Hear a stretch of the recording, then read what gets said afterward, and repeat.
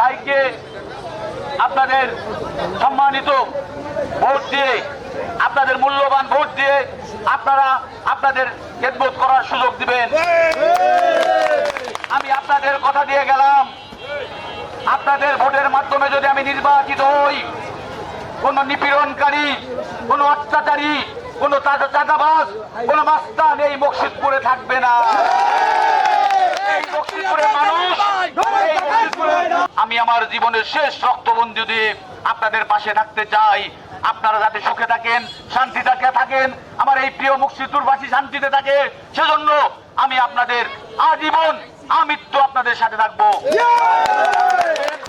হাত জোড় করে প্রার্থনা করছি, আপনাদের একবারের জন্য হোক, একবারের জন্য হলো আপনারা আগামী নির্বাচনে আমাকে ধানের শীষের প্রার্থী হিসেবে ভোট দিয়ে আপনাদের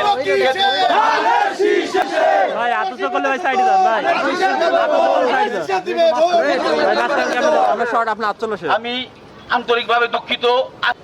এইখানে যানজট করার জন্য আমি আবারও আপনাদের কাছে বিনয়ের সাথে ক্ষমা প্রার্থনা করছি এবং আমি বিনীতভাবে বলবো, আগামী নির্বাচনে আপনারা আপনাদের এই সন্তানকে, আপনাদের এই ভাইকে একবারের জন্য হলো আপনাদের মূল্যবান ভোট দিয়ে জয়যুক্ত করবেন।